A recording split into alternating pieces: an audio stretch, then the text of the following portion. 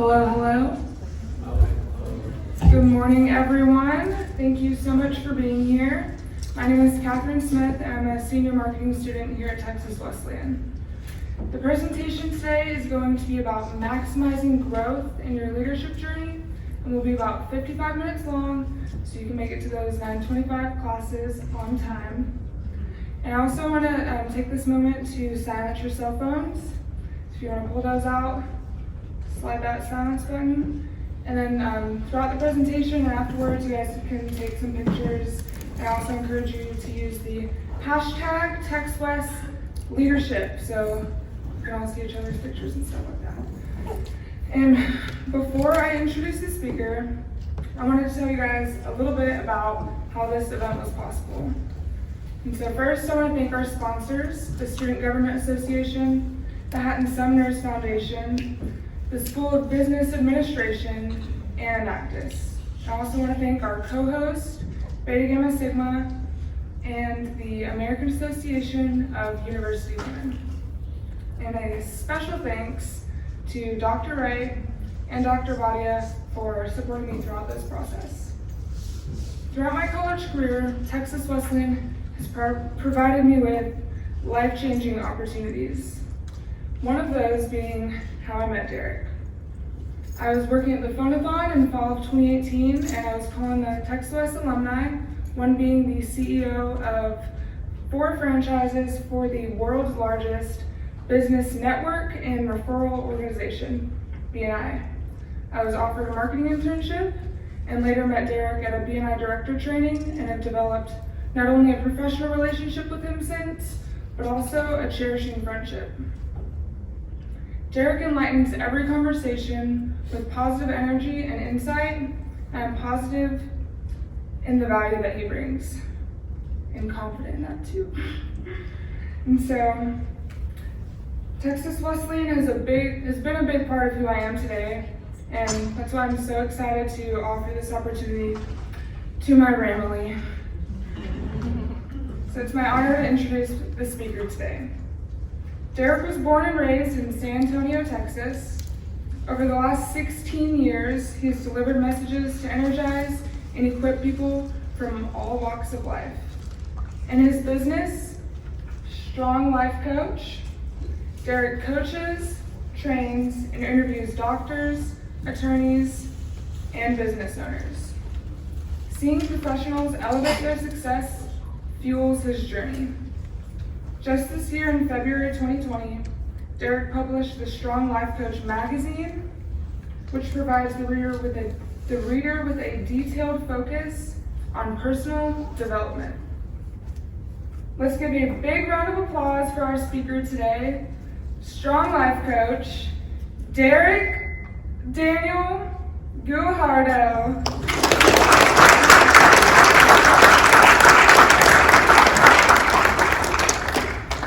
Super encouraging to be with Ramley. I'm excited. I don't know about you, but I love me some positive vibes. I love me some good energy, and probably more than anything, I love shifting the energy in the room. So, are you ready to shift the energy in the room real quick?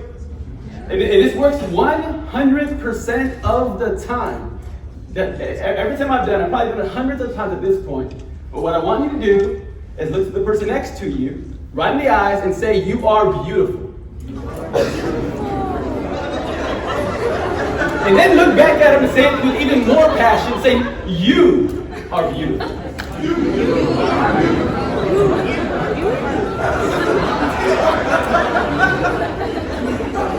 I tell you, no matter the setting, no matter the situation, every time that happens, it makes people feel a little uncomfortable. It makes people start smiling that weren't smiling. It makes people get a little bit more upbeat when you tell somebody else they're beautiful. Now, I want you to do one more thing for me, or maybe 2 more things. Well, the next one is look straight at me with all the confidence in the world. Say, "I am beautiful." I am beautiful. That's right. Then I'm going to go and pull out my camera, because that's kind of what we do. And this message isn't for me. So when you're going to say "you are beautiful," it's not toward me. It's actually toward the camera when I put it on social media later. All right? So the camera is going. I'm here at Texas Wesleyan University. And on the count of 3, we have a special message for you. On the count of three. 1, 2, 3. You are beautiful. That's right. You are beautiful. Now, we're gonna dive a little bit into why I do that activity in a few moments. But I just want you to know how encouraged, excited, and invigorated I am to be here with you this morning. I tell people that I've been to some beautiful beaches. I've been to Hawaii, and I've been to Jamaica, and I've been to Cancun, and I can go on and list some more beaches, and I say that not to impress you, but I say that to impress the principle of passion. Because, Catherine and I were talking the other day, and we were talking about passion, and about doing what you were called to do, what you were created to do. And when I compared even a beautiful beach of Puerto Rico that I was at last month in January, and I compared this moment to that, and it does not compare. This is so much better, so much sweeter, because this is right in my life's calling. You understand what I'm saying? So Kobe Bryant, he passed away. He was built to play basketball, right? A fish was built to swim. An eagle was built to soar. The Dallas Cowboys were built to... I'll leave it alone. Shakira and J-Lo were built for the... I'll leave that alone too. I'll leave it alone. But they were over the halftime show, But the Texas Wesleyan Rambling, I believe they're built for brilliance. Built and designed to shine. Are you with me this morning? All right, so... I'll tell you, I'm a little bit quirky. I'll give you an example, because when my wife and I got married, we were born on different sides of the tracks, is what I call it. She was born, they got new cars in their family. We drove what my friends call hoopties. You understand what I'm saying? So these are cars that are not too good. But when we got married, we did grocery shopping differently. So when we would go to the store, I would want the non-brand stuff, the H-E-B brand, and she would want the name brand. And we would have this early marriage discussion, maybe a little bit of an argument of, can she actually tell the difference between the name brand and the non-name brand? And she told me 100% of the time, 10 times out of 10, she could tell the difference. I'm like, well, let's go ahead and put this bad boy to the test. And we're going to invite some of our friends over to our apartment that we were living in at the time. We're going to blindfold all of our friends and you, and with a couple of my friends, we're going to give you a taste test. So you're going to have the Dorito chips versus the nacho chips, and the Oreos versus the sugar rolls, or whatever those are called. The corn chips, the gummy bears, So to her credit, 90% of the time, her palate was that strong, she could tell the difference between the name brand and the non-name brand. And why do I bring it up in this setting? Because I believe my wife has an above average palate when it comes to discerning between name brands. But when we're talking about being above average, I believe everybody in this room, if you would come on a Tuesday morning during this cold, rainy weather to a setting like this, I believe you want to be above average. Because I think we fundamentally understand being average is kind of like being the top of the bottom. The bottom of the top. The best of the worst and the worst of the best. It's to settle for being mundane and mediocre. It's to take your seat in the stands of life instead of taking your stand on the field of life. And I believe, again, if you're in this room, you've already made a key decision to invest in your leadership journey, to invest in your growth. And this is, like I said, this is my jam. Like I do this every time I'm asked to do it. In the weirdest, oddest, most uncomfortable situations. I was telling the group of leaders last night over dinner, I said, 4 years ago, somebody looked at me and said, hey, would you officiate our wedding ceremony? Kind of a weird request. I'm not a priest. I'm not a pastor. I'm not a minister. Nothing like that. I'm a regular guy. I was working in insurance. And you want me to officiate the wedding ceremony? Now, if I'm the worst of the best option, that's completely fine. I'm willing to do it to serve you. But this communicating and building people up is what I was designed to do. I would do this for free. I'm grateful that I don't have to do it for free, because I'm right in my calling. But I believe A lot of people right in your shoes are thinking about what they're supposed to be doing, what I should do, or where my career is supposed to go. So I believe one way you're going to find out where that is on a growth journey. And part of being on the growth journey means you're exploring so that you can expand. And let me give you a quote here. I believe the smallest steps in your growth journey eventually complete the most giant journeys. The smallest steps forward will eventually complete the most giant journeys. Let's get into the laws of growth. First one is the law of the mirror. And this is fundamentally to elevate the value you add to yourself. You need to energize the value you see in yourself. Because a few moments ago, I asked you to say, hey, I am beautiful. And in a room this size, some of you might easily accept that notion as true. Some of you might have a little bit more challenge accepting that notion as true. But then we get into a few more. So the next activity I have for you, in the law of the mirror, look at the person next to you and let them know with conviction, it's with passion, with certainty, let them know you are valuable. Go ahead. Look back at them and with more intensity, let them know you are valuable. All right, now let me hear it from you. I want to hear I am valuable. Okay, 1, 2, 3. I am valuable. You are valuable. You know, sometimes we let our value come from different places, right? You ever let your value come from the car that you're driving? So I was driving a 1999 Ford Ranger, and I decided it was time to upgrade because my wife, now girlfriend then, liked going on double dates, and my Ranger only sat 2 people, or maybe 3 if you put somebody right in the middle. But I decided to upgrade from a 1999 Ford Ranger to a 1993 Toyota Corolla.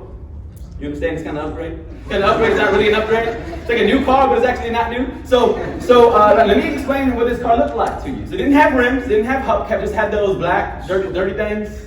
There was a crack clear across the windshield. The speedometer didn't work, so I had to download an app on my phone to know how fast I was going. The interior linen was drooping down, so with my passengers, they would kind of droop up on their head. They didn't really like that too much. If you open up the door, it was like metal being bent. Like, now, it was so bad that for some reason the lights on the back would not go off. In order for the lights on the back to go off, I had to pop the hood, disconnect the battery, and then go about my day, like come to an event like this, then speak to you beautiful people right here, and then go back, pop the hood, reconnect the battery, close the hood, and go about my day. So this was a normal occurrence in my life. So if you saw me speaking, and I speak a lot with my hands, you would see my dirty hands because I'll be digging in my hood over and over again. So one day I'm leaving the restaurant Jim's, and I'm going about 60 miles on the highway, and I didn't realize I didn't connect the hood properly. So I'm driving and it goes boom! So I'm driving up the highway with the hood on my windshield, and I'm scared to death. So I go ahead and pull off to the side of the road, and I check it out, and the hood had completely detached from the rest of the car. So I called my friend one and say, hey, will you bring your pickup truck over? He brings his pickup truck over, we get the hood, put it in back of the truck, take it home, and I go to sleep.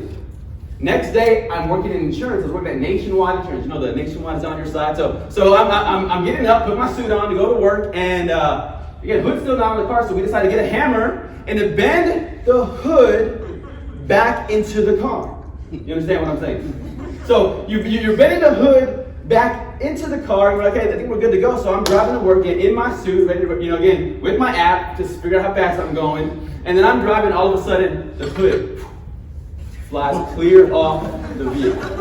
And I tell you, in that moment, you're driving, you're like, man, should I even go back for it? Just let it go. Now, because there are some of those low-rider vehicles that have the hood off with a shiny interior, but this is a 1993 Toyota Corolla. When my wife saw it, she named it Raggedy Red. Eventually, but again, back to value. The law of the mirror. If where I placed my value was in the vehicle, at that moment when the hood was flying off, How's my value feeling right about then? Not too good, right? Kind of low. But then, my wife eventually convinced me, because I was a little bit, I think that the phrase is, I was existential about a car. I was like, I'm only in it for like 5 minutes a day. It's most of the time just sitting still. Why invest in a newer piece of metal that's on some newer, rubber wheels? You follow what I'm saying. But eventually, she wore me down with time, convinced me to upgrade, so we upgraded to a 2014 Toyota Camry. Black on the outside, black on the inside. Had some rims on it. You understand? The AC was working good. The linen was doing all right. The speedometer actually worked. No crack across the windshield. You understand what I'm saying? So what happened to my confidence when I upgraded my vehicle? Kind of good, right? We went back up, right? Something kind of good about myself, all right. Actually, I'll park in the front instead of like parking away in a shame, but when I was driving raggedy red. But then 2016 hit. A $1 billion hailstorm across the state of Texas, got my new 2014 Toyota Camry, and then had all these bumps. My wife went from naming the old car Raggedy Red, she named the new one the Black Golf Ball. You understand what I'm saying? All those ridges. And then we said, okay, well, let's call it dimples instead. So all these ridges, $13,000 worth of hail damage. But wait, back to my value. If I put my value in the car after the hail damage, how am I feeling? Going back down. So if we put our value in a vehicle, it might be up one day and down the other. But if you put your value in a place in you that's always consistent, that never changes, your value can elevate your growth. Because if you see yourself as valuable, just like a home or an investment you make, you will put time and effort into investing in who you are and how valuable you are, because you invest in what you see as valuable. You follow what I'm saying? And then we got a home, and there's something about, I've heard it from guys for years upon years that their grass means so much to them. I thought they were, come on, like, does the grass really mean a whole lot? And I'll tell you, I was working on my grass, watering it, and it got super green. My wife, again, she's a super, integrity is a big deal, so she doesn't ever give me a compliment unless she means it. So she said, look, I'm going to tell you something right now. I go ahead. She goes, you have the greenest grass in the neighborhood. What is my confidence doing? Oh, it's going back up, baby. It's going back up. Feeling kind of good about my grass, But then, we had a neighbor, and for you future homeowners, let me give you some neighbor etiquette 101, right? Is if you share grass with your neighbor, there's this implicit principle that if you share grass, you can't actually just cut your own grass and leave them imbalanced. The more mature people do that, you understand what I'm saying. So the etiquette is, if you're doing that, then you actually have to cut their grass too. Whether they have a larger grass or not, that's just what the etiquette is. I don't like it. The selfish person in me doesn't like it, but that's still the principle. So eventually I'm like, all right, I got the greenest grass, so I'm going to help this brother out next to me, right? I'm going to help him out. And so I mow his grass. And then, but what I didn't realize that you could catch a disease from the grass. And then all of a sudden, in the greenest grass in the neighborhood, started getting these big old mold patches. What's happened to my confidence? Going back down. So again, whether it's a new home or it's a car, even if it's your place of work, that might be consistent today, but not tomorrow. But if you place value in yourself in a way that does not change, it can dramatically elevate your growth. Let's keep it moving. And I've taught this principle to a variety of audiences. One that speaks to my heart is the Greater San Marcos Youth Council. These children have been removed from their homes because of violence, drug use. And I was asked to come in and speak to them about value and about relationships. And I went in and I really just wanted to help them understand this fundamental concept when it comes to their relationships. Because this also connects to your relationships. Because when you nourish how you see you, it nourishes how you see me. When I nourish how I see me, it nourishes how I see you. And I've seen this transform relationships, but when you understand this principle, and I didn't give you a worksheet here at your table, I'm going to give you a little bit of time to use it.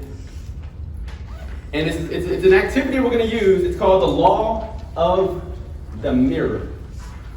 And what I did is I listed a few components of what makes up your identity. And what I want you to do is look through that list, and I'll read them out here.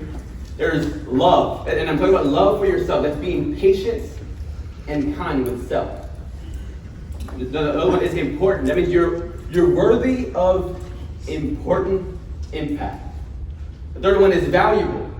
You're worthy of great investments. Esteem. It's you're worthy of positive self-thoughts and self-talk. Words in the context of from others, that I'm worthy of receiving uplifting words from other people. Intelligent. I'm worthy of intellectual regard. Respect. That I'm worthy of people treating me with decency. E is embrace forgiveness. That's when I make mistakes, I know how to forgive myself quickly. D is desire, as I know that I'm wanted. Now, go through these real quick here, and I want you to circle the one that's most easy for you to identify. Circle or put an arrow or just note which one's the most easy way. This is so easy for me to grab. Again, that might be because of your professors, it might be your teachers, your experience. This is so easy for me to grab. That's what I call your top one. Then, go through this, and then I want you to pick your low one. Which one is most difficult for you to embrace? And I want you to know I've done this activity with, again, I've done this with doctors, with again, really high income people, and it's still the same. Nobody is immune from the law of the mirror. And looking at themselves and looking at value. Even in that space, the attorneys are comparing themselves to other attorneys, or to more successful attorneys, or to the attorneys who have paid off debt faster, or who've grown their law firm at a more rapid pace. But you got your top one, your low one, and the next one you have a sustain. That's how do you sustain your top? How do you keep that one going? We don't want that one to drop. How do you sustain it? And then you have your gain.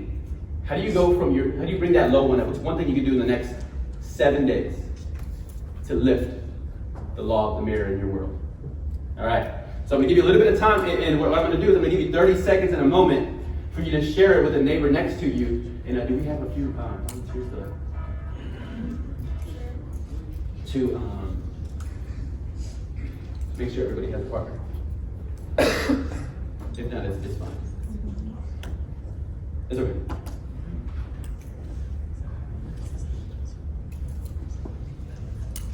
All right, so I'm going to give you 30 seconds here to discuss it with your neighbor. And if you don't have a neighbor, let's see, stand up and then somebody will come over to you. How about that? I'm going to give you 30 seconds to discuss it. That's one of you going to discuss, and then at the 30-second mark, you're going to flip it, and then the other one's going to discuss. You follow what I'm saying? All right, you have 30 seconds. You're going to start right about now.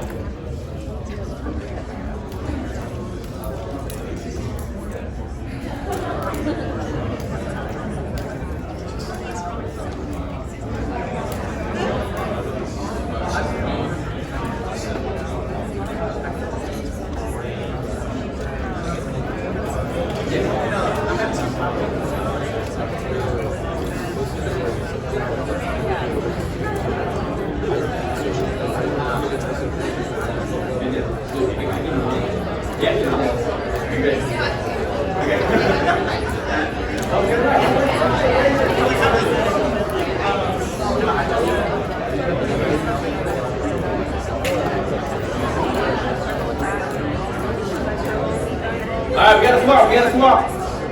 Swap it out. If you're talking, stop talking, let somebody else talk. Yeah, 30 more seconds.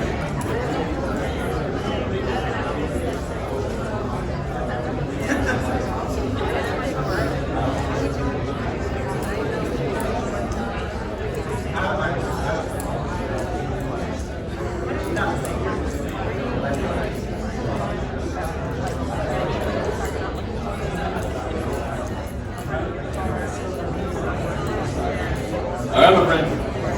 All right, I want to ask for 2 brave volunteers to come up to the podium and share your insight on your high, your low, and what you're going to do next 7 days to keep your high or your top, and to bring up that low. So two brave volunteers.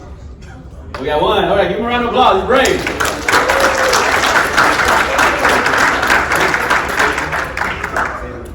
Zaylen. All right, Zaylen.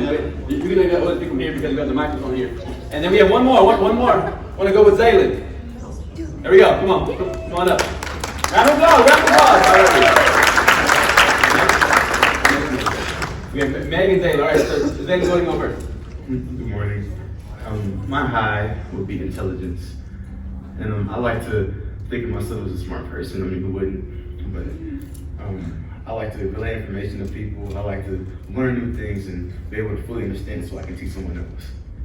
And something I can do to improve that or to expand is to continue to learn and keep the cycle of knowledge and continue to go to things like this to broaden my horizons. That's right. And my low would be esteem. There's a lot of times I don't believe in myself. A lot of times I don't think I can do it, I'm worthy of it, I don't belong in this space because I get in my own head a lot. So something I can do to improve that, to be positive affirmations and things I could take to get out of that. Yes.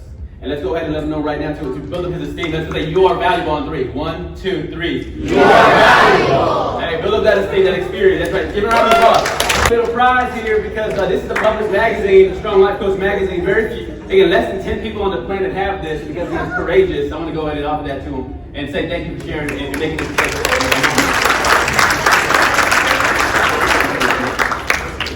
All right, let's listen up to Megan. Hi, so my top one is also intelligence because I feel like I extrude a lot, and to sustain that, I want to continue working hard and put myself even more out there than I already do. And I want to show more effort and attend more events that can help me like expand my mind and stuff like that. My lowest one was importance. I don't give myself enough self-love, and I don't think that I value myself as much as I should. And so to do that, I'm gonna do some self-love exercises this week and try and like encourage myself to be more like loving of myself and who I am. Yes. Let's go let them know. Wait. You are important on 3. 1, 2, 3. You are important. That's right. Round of applause. Round of applause. Thanks for being crazy. All right. Don't you already feel better? Some people got up and it's being real, vulnerable, being authentic in a setting like this. What that does, and I've seen this happen over and over again in group settings, is when one person is able to get up and be authentic and be vulnerable. What it does to everybody else in the room, it lowers the ego. So that, you know what, I don't have to impress you. I don't have to make myself look good in front of you. I can tell you about my hoopty, my raggedy red car. I can tell you about dimples with all the grooves in it. I can tell you about the worst of me. I can tell you about my patchy grass because the egos in the room have lowered, and now I'm able to trust that I can give you fragile information about my journey, and you won't use it against me. I love this one. I could probably talk on this one for probably 3 hours. For the sake of your classes, I won't. But if you invite me back, I would love to. Shameless plug. Let me give you these 2 quotes. These are life changers right here. No factor is more important in people's psychological development and motivation than the value judgments they make about themselves.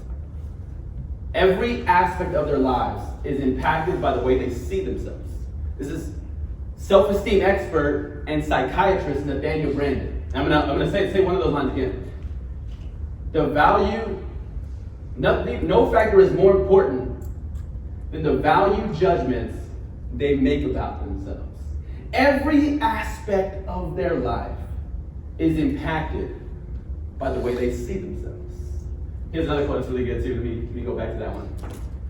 If you feel inadequate to face challenges, unworthy of love or respect, unentitled to happiness and fear assertive thoughts, wants, or needs, if you lack basic self-trust, self-respect, and self-confidence, your self-esteem deficiency will limit you, no matter what other assets you possess. It's that important. All along our journey, no matter how much success you get under your belt, no matter how much education, no matter how many zeros are at the end of that bank account, you still have to come back to this one. And again, I see it all the time with some of the most educated, some of the most wealthy people walking around. Let's move on to intentionality. The law of intentionality. To focus in maximum growth, to flourish in maximum growth, focus on intentional growth. Now, when I was in the corporate world, I decided I'm going to make a big impact, and I'm going to pursue a segment in the community to make a difference. And I assessed there's countless opportunities to make a difference in the community. And I looked at hospice care. I looked at maybe I should consider the homeless, or maybe I should consider orphans from Central America, or I just was looking at opportunities. But I asked myself this fundamental question, which is, which one am I most intimidated by? And I said, that's the one I need to go, because working on that courage is key. And I said, you know what? Prison work is the one that intimidates me the most. Did I tell you I was in prison?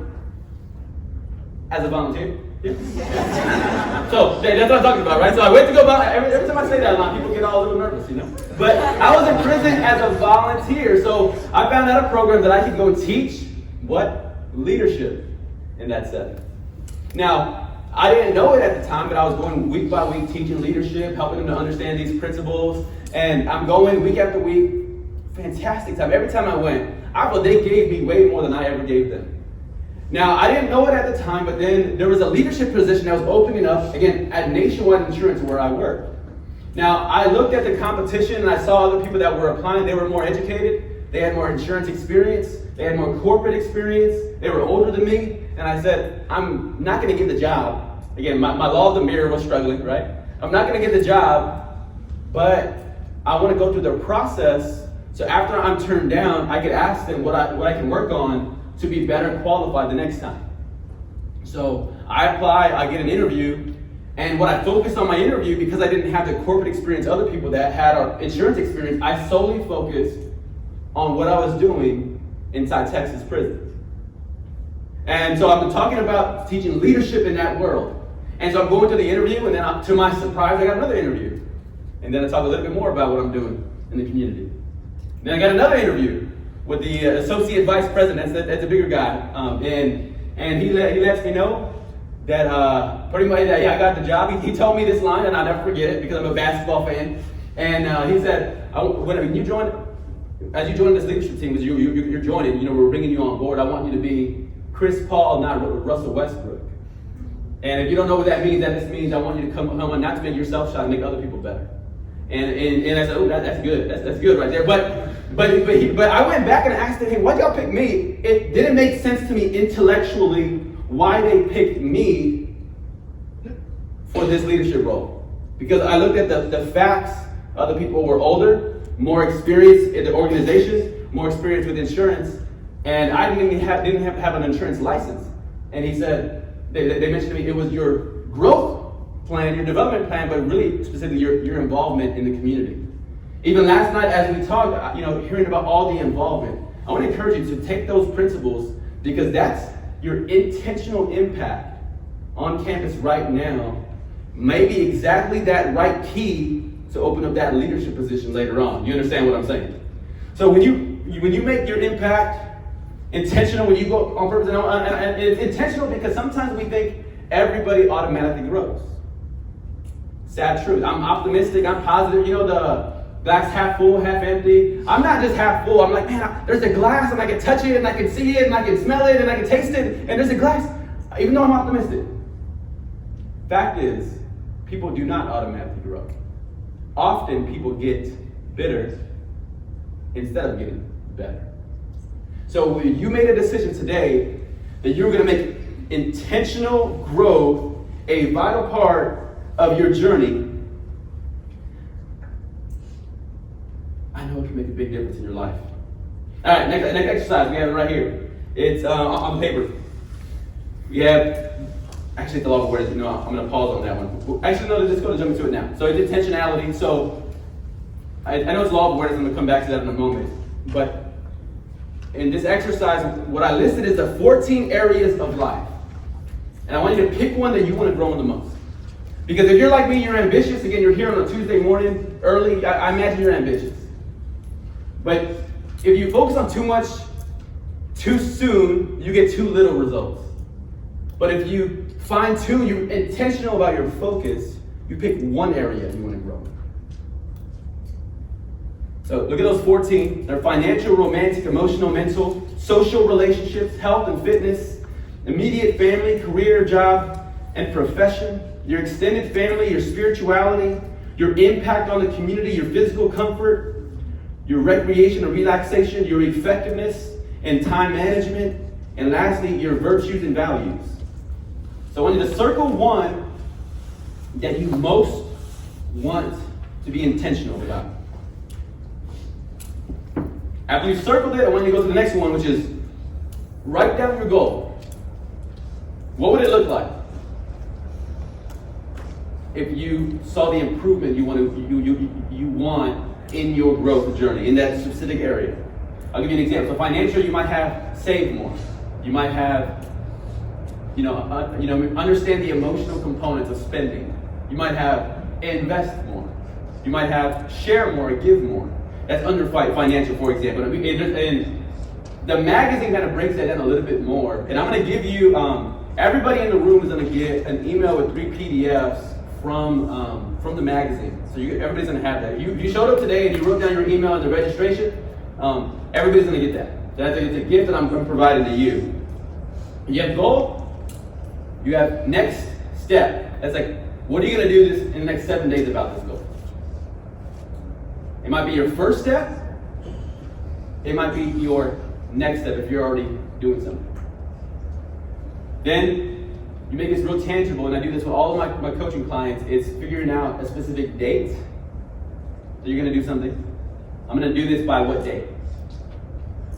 I'm going to do this by what time on what date?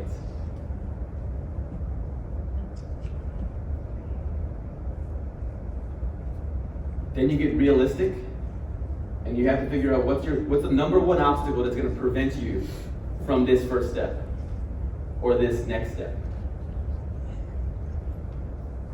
Next, you have what's your plan for the obstacle? Because you listed the obstacle, that's fine. What are you going to do about it to overcome it?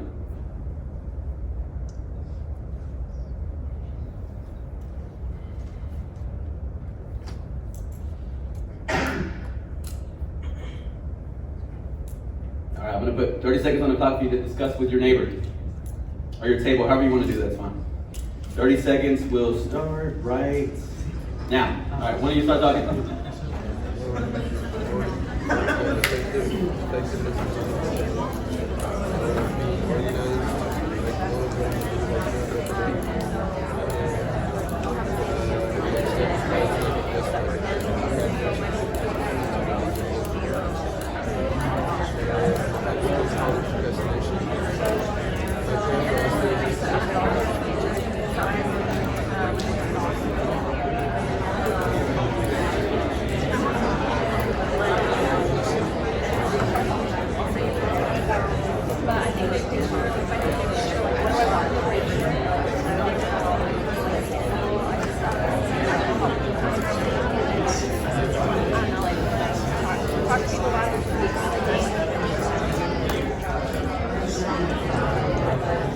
All right, we're going to have to swap it up, swap it up.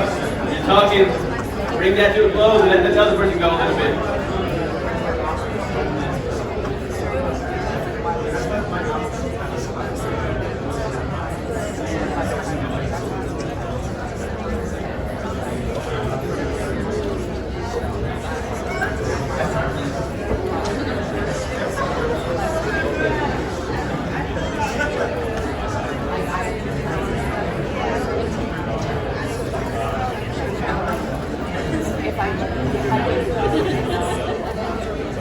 All right, we're going to bring it in. Bring it in. All right, those are 2 brave volunteers. The first one, we have Christine. Yes, good Okay, job. remember that from last night. There's one more. We got one more over here. Where's that? Come on. And your name? Kyra. Chikara? Yes, sir. Very nice to meet you. Good to see you again. We'll let you go first. And then Guajardo? Guajardo? Okay, very nice. Hey, a round of applause, round of applause. Okay, so my goal is financial. I've never been the absolute best with money. So my goal is to have a savings, like more of a savings than I have now. And so, which I work and go to school, so I can't save as much as I'd like, but I'm setting a goal for myself. So I want to save $1,000 by the end of the year. And in order to do that is just to put $100 aside from each paycheck at least once a month until the end of the year. And then of course, temptation. Well, I want to spend it, but now all of you know, so I can talk to you about it, and you can keep me accountable. That's right. And then the date, so I get paid on February 21st, and at 5 p.m. when I leave the SGA meeting, I'll go and move it into an account. All right, hit the time for wait for it. Stay up there. Let her know. This one is you are powerful on 3. 1, 2, 3. You are powerful. That's right. Thank you. Give her a round of applause.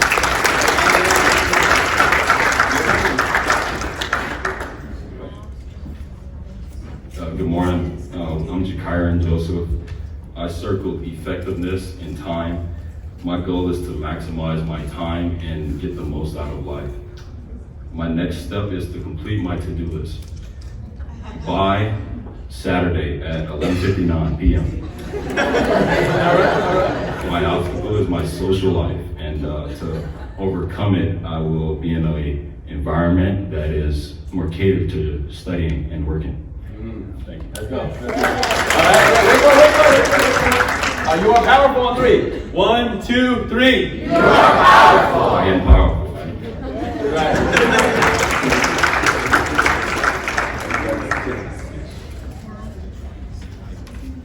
All right, before we close out intentionality, I want to show you this device. Anybody seen this one of these before?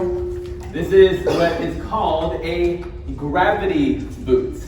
When I was in high school, like many youngsters, I wanted to go to the NBA, but I felt that my Mexican-American background might limit me because Mexican-Americans aren't typically very tall. So I said, all right, well, I'm gonna beat science, or I'm gonna beat my nurture, or my nature with nurture. You understand what I'm saying? So I got online, even though it was 2003, the internet wasn't as explosive as it is now, but I figured out what's some of the height growth theory. And as I was in high school, I started studying height growth theory. That, for example, a professional baseball pitcher's pitching arm is on average 1 to 2 inches longer than their non-pitching arm. So, okay, maybe through exercise, I could potentially extend my growth. So I began hanging upside down, which is, I have longer arms now. These are gravity. You hook these to your ankles, and you hang from the pull-up bar. And then I got online and found out these height growth pills. Started popping these height growth pills. They're certainly not FDA approved, but I was popping these height growth pills, and I will tell you, did it work? I am the tallest Mexican American in my family, but I'm still only like 5'11", so. But the law of intentionality. Now that's height growth. Today we're talking about life growth. And when you're intentional, it can make all the difference. Let's move on to the next one, the law of awareness. And to grow yourself, know yourself. Or to know yourself, grow yourself. And let's go ahead and do another affirmation to the person next to you. Let them know they're say you are, again, say it with the most passion you've ever done so far. Say, you are intelligent. You are intelligent. Yes. That's right. Look back at them and say, you are intelligent. You are intelligent. All right.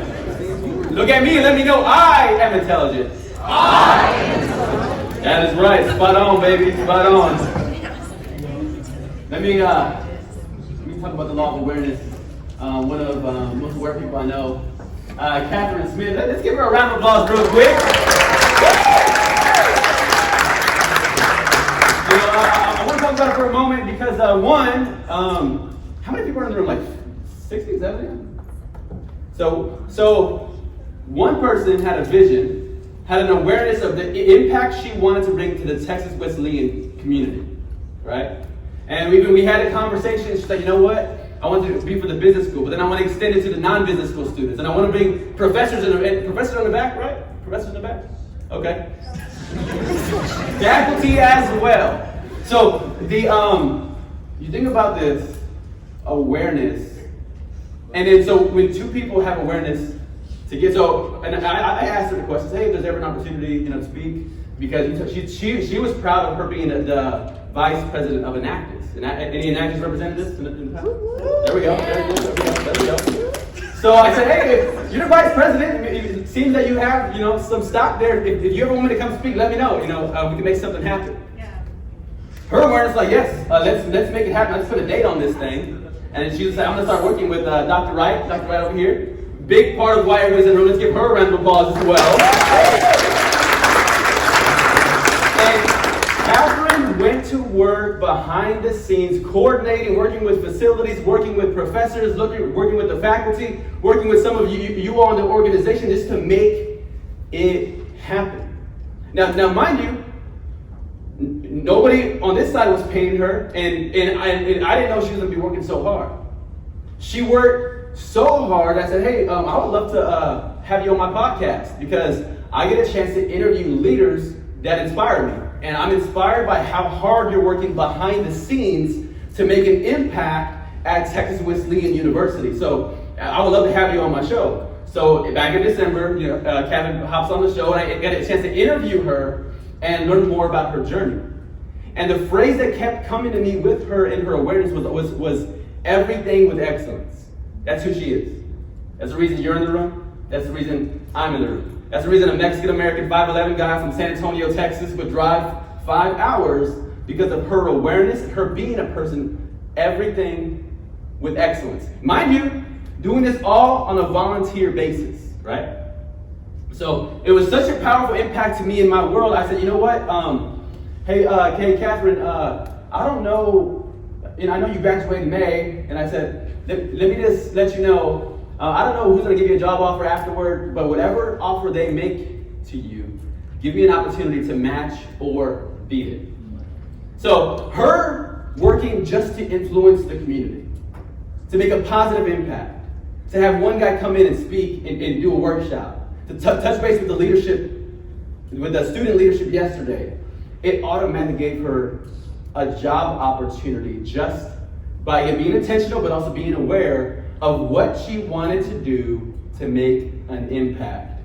She has a job lined up. And again, I told her, hey, I want to treat you so well, and then I want to be able to pay you so well that it'll be hard for you to take another opportunity.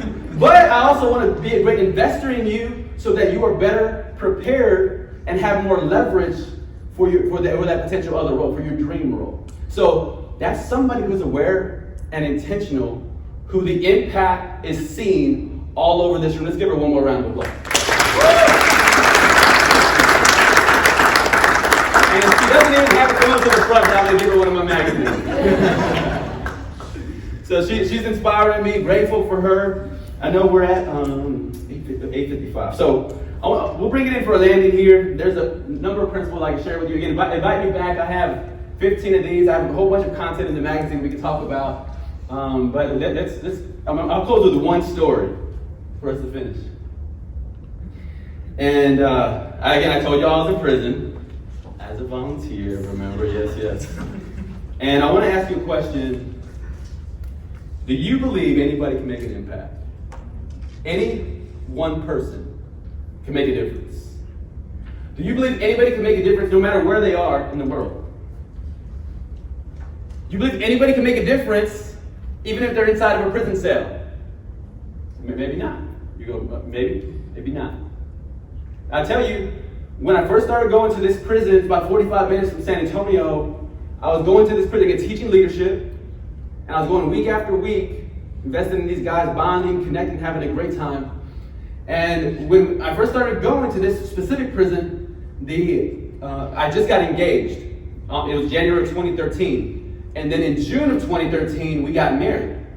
Now, again, good thing, you could probably tell my personality. I like people, I like interacting, I like having a good time and being around people. So me having friends is, again, it's like one of the most natural things for me. And I'm saying that for a purpose because a year later on our anniversary date, I got a letter in my P.O. box, not from any of my friends in the world except for one friend from prison, And I want to show it to you.